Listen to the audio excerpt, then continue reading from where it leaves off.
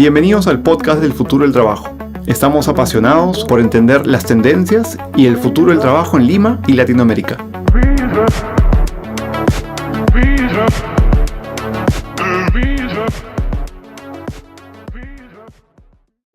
Bienvenidos a la segunda temporada del podcast El futuro del trabajo. El día de hoy estamos muy felices de contar con Diego Pérez. Diego, bienvenido. ¿Qué tal? Encantado de estar aquí con vosotros. Muchas gracias. Diego, ¿por qué no nos cuentas un poco quién eres, qué haces, para que la audiencia te conozca? Perfecto. Bueno, yo soy Diego Pérez, soy vicepresidente de Talento y Organización en el Grupo Romero. Para los que no lo saben, el Grupo Romero es un conglomerado de diferentes empresas que pertenecen a una misma familia, con 130 años de actividad y con una serie de empresas en diferentes rubros: consumo, logística, agroindustria, infraestructura, inmobiliaria, puertos y pesquera. Ese sería un poco el resumen, y diría que la principal característica es que las empresas con las que trabajamos día a día y que son nuestro core son líderes en lo que hacen, y es una principal característica del grupo, el liderazgo que tienen en los diferentes rubros. Sí, sin duda. Creo que también para los que nos escuchan fuera del Perú, el Grupo Romero es de gran importancia en Perú, en Lima, y sin duda son la persona indicada o los indicados a preguntarles también sobre el futuro del trabajo, ¿no? Diego, la primerísima pregunta, muy simple pero muy amplia también: ¿cómo se ve el futuro del trabajo en Perú, en Lima? Yo creo que no se ve muy distinto de cualquier otro país.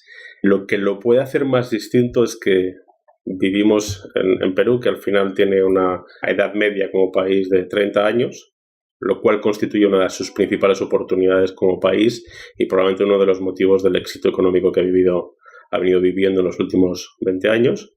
Y eso diría que es la primera característica. En términos de futuro de trabajo, tenemos los mismos problemas que puede haber en cualquier otra parte del mundo, que son 5 generaciones conviviendo en el mismo espacio laboral por primera vez en la historia. Y los temas o tendencias de los que se hablan pues son el impacto que pueda tener la inteligencia artificial en nuestros trabajos, en los puestos de trabajo sobre todo, y cómo cambian los diferentes modelos de relacionarse con el empleado, y finalmente cómo aseguramos que ponemos al empleado en el centro de las organizaciones. Al igual que siempre se dice hacia afuera que somos client o customer centric, también la tendencia ahora es somos employee centric. ¿Y qué significa eso en todas las dinámicas que se producen con nuestros empleados? Sí, es muy cierto, es algo que se está hablando mucho, pero quizá volvamos un poco más atrás y déjame preguntarte, ¿cómo sientes que es trabajar el día hoy en Lima? Su gente, la forma de trabajo, el tráfico, ¿qué sientes cómo sientes que es trabajar en Lima? Yo creo que si nos podemos hablar de tráfico podemos estar varias horas hablando del tráfico de Lima, ¿no?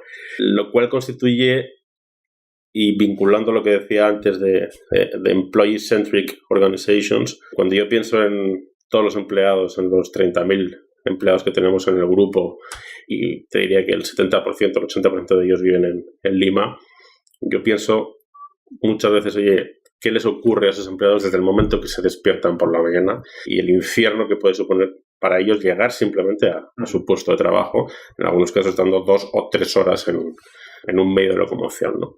Entonces, esa es una de las principales cosas que tratamos de preocuparnos por ellas. ¿Y cómo nos preocupamos con ellos? Generando entornos mucho más flexible de trabajo, tanto en lo que es tiempo de llegada, tiempo de incorporación, tiempo de salida, porque al final lo que queremos es que el trabajo sea importante en la vida, pero la vida no sea simplemente el trabajo con los empleados, ¿no?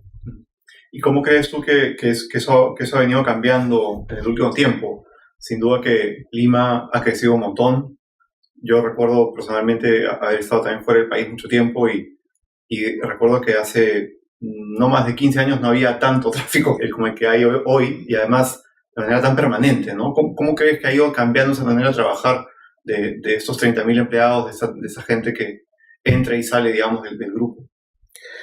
Yo llevo 7 años en Lima y lo he visto empeorar exponencialmente en estos 7 años. Cuando llegué ya estaba mal, pero es que ahora está recontra mal, como decís aquí, ¿no?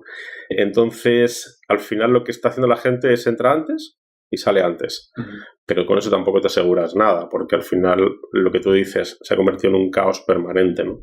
Entonces los commuting times de casa al trabajo se están alargando cada vez más. Entonces, ¿qué es lo que estamos haciendo dentro de las empresas para solucionar eso?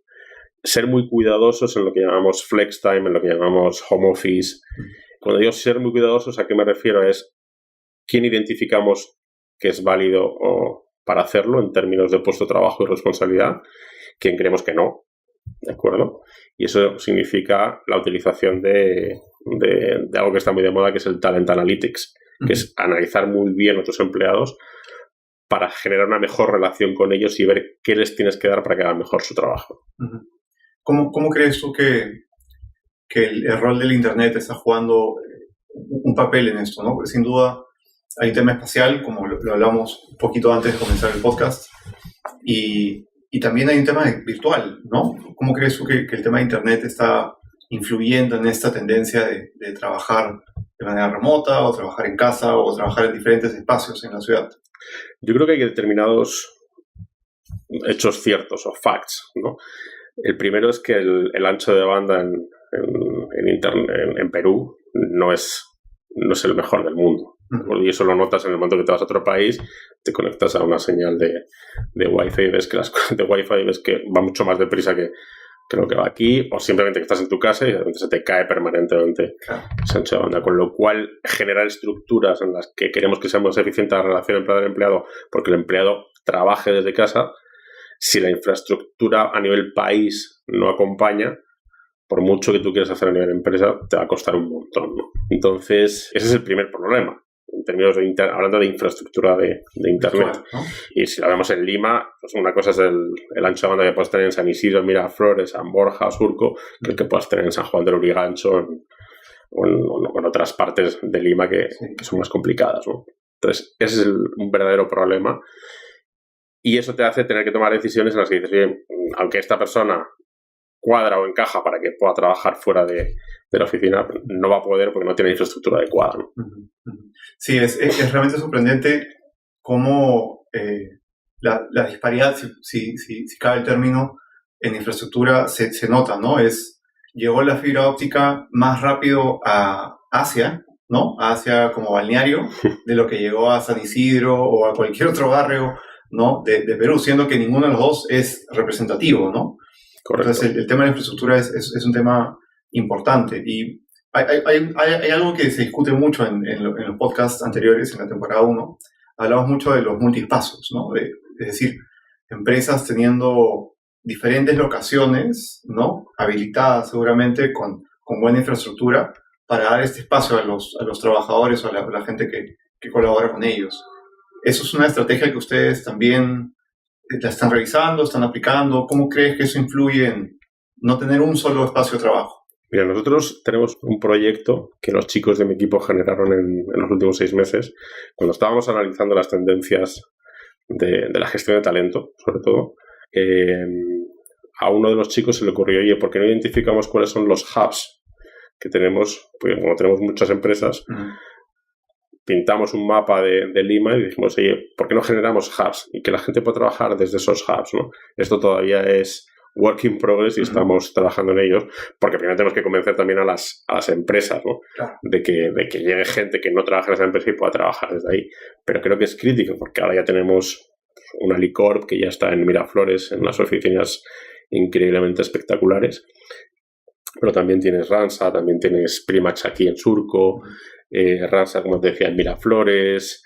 Entonces tienes una triangulación que puedes generar que creo que puede ser interesante para darle mayor flexibilidad a la gente y que pueda trabajar más cerca de donde vive, ¿no? Claro. ¿Crees que podríamos elaborar un poco más sobre esos hubs? Está muy interesante. Creo que nadie en el podcast lo había planteado de esa manera. Lo habían planteado más bien como sencillamente somos un grupo y contamos con un montón de espacios, entonces sencillamente los habilitamos todos para hacerlo. ¿Puedes contarme un poco más de los hubs? Estamos trabajando en ello. Te diría que todavía es es un proyecto, ¿vale? Porque sobre todo lo que queremos identificar a través de nuestras herramientas que estamos desarrollando de Talent Analytics es quién puede hacer. No solamente quién, sino dónde viven esos quiénes y cuáles son sus responsabilidades. Porque al final, cuando te planteas este tipo de cosas en las organizaciones, te resulta relativamente fácil pensar que el contribuidor individual o incluso hasta un nivel de middle management lo puede hacer, ¿de acuerdo? Pero el gran question mark se genera en, oye, los ejecutivos también pueden formar parte de eso, ¿no? Claro. O necesitan una interrelación mucho más estrecha entre ellos como peers y hacia abajo con sus equipos. Esa es la gran duda que tenemos hoy en día, ¿no? Y que tenemos nosotros y cualquier otro tipo de empresa con la que hablemos. Sí, sin duda. Y me gustaría, como te digo, picar un poco más que todo para saber lo que piensas, ¿no? También, quizá un paso más adelante, y me puedo estar adelantando, pero bueno, el podcast es el futuro trabajo, entonces está bien que me adelante. Pensar en algo que surgió levemente en uno de los episodios fue la infraestructura que además tiene que tener la persona para tener el home office, ¿no? Entonces, a veces, claro, el día de hoy hablamos de los hubs, hablamos del multiespacio, como me estás comentando, pero alguno otro mencionó también qué pasa cuando la persona tiene que trabajar desde casa, ¿no? Tiene que tener una buena internet, ya lo hablamos, pero a veces también tiene que tener un espacio dedicado, ¿no? A la oficina, una pequeña oficina en casa. ¿Crees que eso es algo también que está apareciendo o es muy temprano mencionarlo? Está apareciendo, tiene que aparecer, y si lo googleas, ya hay hasta tutoriales de YouTube en los que te enseñan cómo salir mejor en una webcam. Claro, claro. Porque al final, si tú vas a generar un espacio de trabajo virtual, en esa relación virtual tienes que salir bien. Claro. Y tienes que hacerla casi como si estuvieras interactuando físicamente con la gente con la que vas a actuar, con tu equipo, con externos, con proveedores, con quien sea, ¿no? Entonces, sí que es importante que creemos esa conciencia a nuestro empleado de que, oye, no es simplemente tu laptop y tú en un Starbucks y tú con los headphones puestos, ¿no? Sino que un poquito más allá, generarte tu propio espacio, tu propia disciplina, tu propio método. Y yo creo que ahí la clave es la medición de la productividad. Aquí lo estamos haciendo muy vinculado a la gestión del desempeño. Es decir, oye, a la gente que le hemos dado la facilidad de home office, ¿qué ha ocurrido 6 meses después de que se lo diéramos? ¿Está trabajando igual, mejor o peor? Y sorprendentemente están trabajando mucho mejor. Digo sorprendentemente porque siempre tienes un poco de escepticismo en estos programas cuando lo empiezas a implementar, ¿no?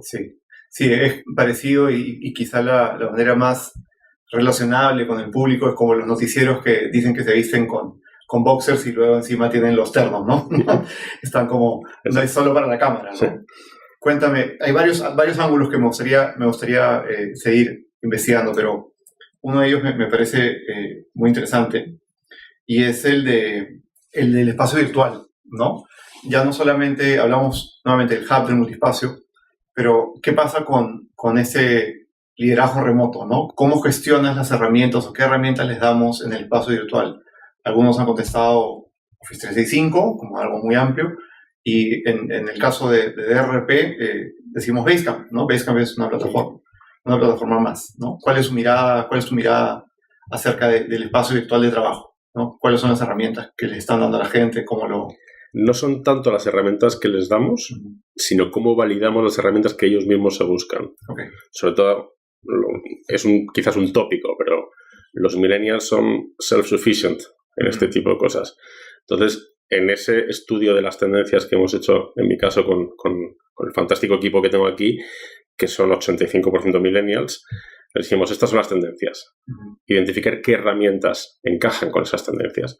Y hemos ido escogiendo una serie de herramientas, son Microsoft Teams, Facebook Workplace, Slack, Trello, muchas de las cuales no tengo ni idea yo, porque ya no soy millennial desgraciadamente, de cómo funcionan, pero ellos sí, ellos lo utilizan. Entonces, lo que hemos tenido que validar desde el punto de vista de empresa es que cumplen los estándares de seguridad y que no son peligrosas para el resto de la organización, ¿no? Pero son ellos mismos. A lo que le das es el empowerment al empleado para que sea él mismo el que genere esas herramientas. ¿Y cómo convences a sus líderes? Porque finalmente también es mucho de eso, ¿no? Por ponerte un ejemplo, en Spotify mencionan en varios artículos que la manera de liderar es, acá cualquier equipo puede elegir su herramienta, ¿no? En la medida que ellos encuentren la solución al problema que estamos planteando. la gran pregunta que me surge es esa, ¿no? ¿Cómo convences a la persona que está a cargo? Porque tienes un manager usando Trello, el otro usando Slack, el otro usando, ¿no? ¿Cómo luego conversan todos ellos? ¿Cómo lo ves tú? Lo importante es el impacto que esto tenga en el trabajo y en el contenido del trabajo, y si al final la productividad está ahí, la productividad mejora, no es tanto de convencer, sino que tampoco quieres dar un abanico de 38 herramientas, claro, sino que tienes que ir guiando. Es decir, oye, ya hemos hecho el análisis y creemos que son estas 2 o estas 3. Hay una tendencia a nivel mundial que es buy your own device. Pero claro, tienes esa tendencia a nivel mundial y tienes otra tendencia a nivel mundial que se llama cybersecurity. Buy your own device y cybersecurity comulgan difícilmente, ¿no? Porque tienes que asegurar, oye, que la organización está preparada para aguantar ataques masivos como los que hemos tenido, evidentemente. Sí. ¿Y qué pasa con el tema idiosincrático, con la forma de ser del peruano a la hora de trabajar? No solamente tenemos una disparidad tremenda en lo formal, ¿no? Tú más que nadie lo debes saber, 70-30, ¿no? 80-20, siendo los menos los formales, ¿no? Dentro de este grupo, ¿cómo crees tú que está funcionando la forma de ser del peruano frente al trabajo? ¿Crees que es algo que está cambiando? ¿Que es algo que ustedes están teniendo que hacer que cambie? ¿Cómo se está comportando esa arista en el futuro del trabajo para ustedes? Yo te diría que nosotros ahí, siendo el grupo económico tan grande que somos, vemos que existe un problema de informalidad laboral en Perú, pero no lo tenemos dentro de nuestras empresas porque quizás somos ultra formales y aquí se cumple todo lo que hay que cumplir a nivel de legislación laboral y más, te diría, ¿no? Entonces no lo visualizamos como un problema hacia adentro. Hacia afuera, un país en el que el 30% del mercado laboral es formal, no es un problema, es un problemón. Y lo puedes ver como un problema o lo puedes ver como una oportunidad. A lo mismo que decíamos antes de la infraestructura o lo mismo que decíamos antes de la edad media de la población. Yo creo que es parte del crecimiento del PBI peruano, tiene que ir por incorporar la formalidad a ese mercado laboral. Pero ahí tienen que estar alineados las empresas, las instituciones, los gobiernos, y esos son los 3 principales actores para mejorar eso. Sí, y quizás el deseo de la gente también, ¿no? De querer fomentar eso, ¿no? Desde pedir una boleta, ¿no? A la hora que te atienden, hasta probablemente exigir sus propios derechos dentro de un trabajo, ¿no? Ahora, quería ser un poquito más incisivo nuevamente en la forma de ser del trabajador, ¿no? A eso quería referirme. ¿Cómo es la forma de ser del trabajador peruano? Esto pensando en que sin duda con herramientas como Trello o Slack o lo que sea en función de cumplir el trabajo, ya lo estamos comparando con un trabajador también de Estados Unidos, Europa. ¿Cuál es la forma de trabajar del peruano? ¿Cuál crees tú que ha cambiado o que falta por mejorar? Yo te diría que a nivel ejecutivo, que es probablemente lo que vemos más dentro del centro corporativo del grupo Romero, el nivel ejecutivo del grupo compara a nivel de estándar mundial con cualquier país que lo quieras comparar. Estados Unidos, Inglaterra, Europa en general, Asia. Y te diría que no tiene absolutamente nada que envidiar. Es un nivel muy, muy alto, ¿no? Entonces lo que tratamos es de asegurar ese nivel en el resto de la organización y de cómo cascadeamos para que eso ocurra. Claro. Entonces no te diría, yo no siempre rehuyo el poner clichés de cómo es el peruano trabajando. No te lo puedo contestar. Yo veo cómo es el peruano que trabaja dentro del Grupo Romero en empresas líderes del país, con lo cual la primera característica que buscamos cuando salimos fuera a buscar tiene que ser realmente bueno. Muy bien. Realmente bueno en términos de background, en términos de competencias, en términos de experiencias, en términos académicos. Y lo que sí huimos y venimos huyendo también es de determinados clichés de, oye, solamente puede ser bueno si viene de este tipo de universidad. Que eso es algo que en Perú se da mucho. Oye, yo me acuerdo cuando llegué aquí hace 7 años, oía organizaciones que te decían, solamente puede ser de esta universidad, de esta otra, ¿no? Sí. Y no existía el mundo más allá. Sí. Casi como los apellidos, ¿no? Entonces, de nuevo, esos paradigmas saltan en el momento que tú utilizas herramientas de Talent Analytics. Analizas tu población y haces saltar paradigmas como de solamente hay hombres. Pues no, 60% hombres y 40% mujeres. Pero los buenos solamente son de esas universidades. Pues no, analizas tu gestión de desempeño, ves de qué universidades vienen y te llevas una sorpresa. Entonces, al final tienes un montón de data ahí. Lo importante es analizar esa data y sacar conclusiones sobre la misma que te hagan ir más deprisa. Claro.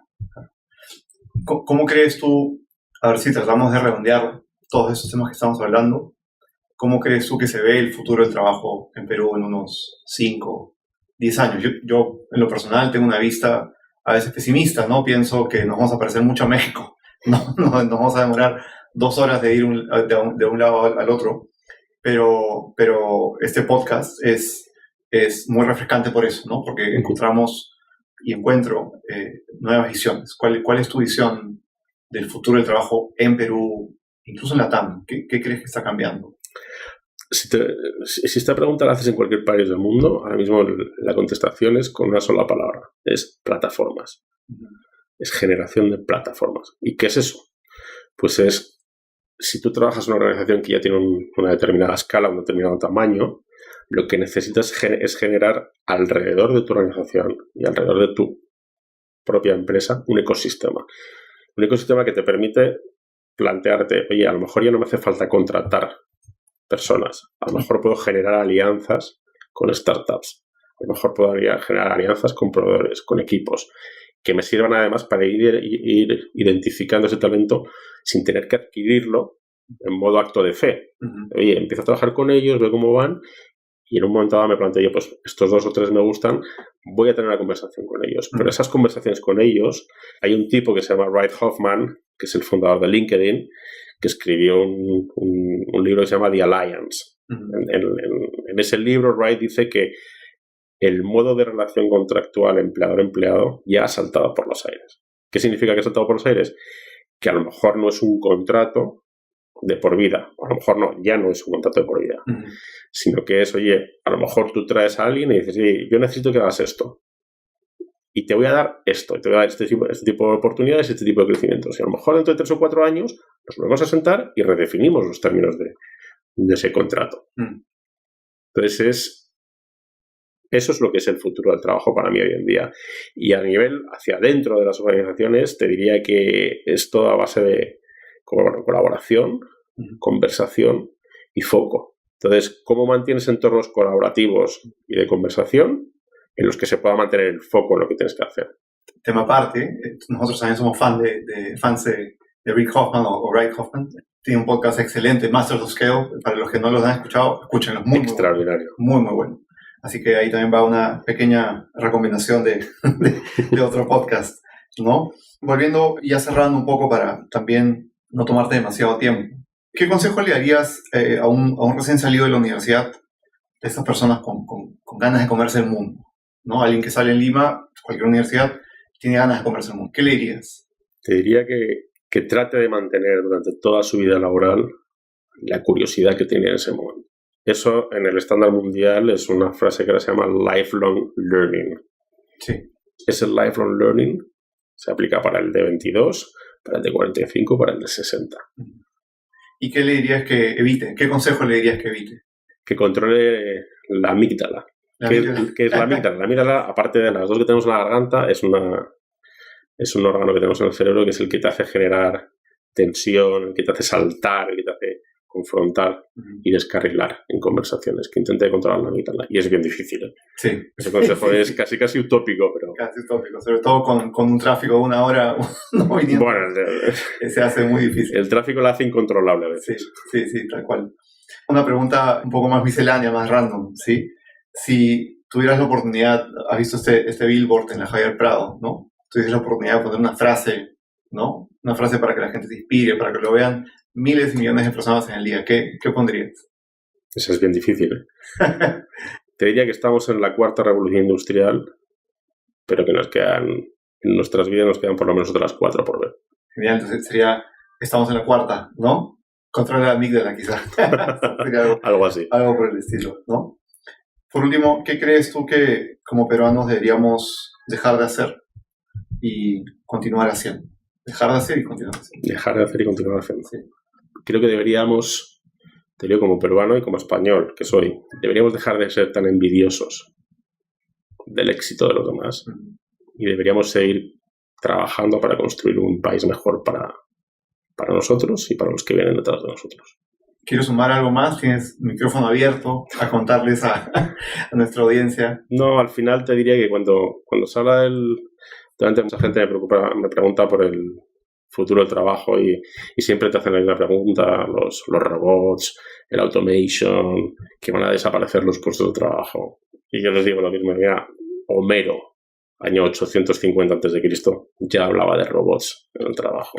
Leonardo da Vinci diseñó un robot en 1495. Siempre va a ocurrir esto y siempre va a seguir ocurriendo. Lo importante es cómo nos adaptamos a esas circunstancias que aparecen a nuestro alrededor. Diego, ha sido un placer enorme tenerte en el podcast. Esperamos que podamos seguir conversando contigo. Por supuesto. Y gracias por tu tiempo, gracias por tu espacio. Gracias a vosotros por invitarme.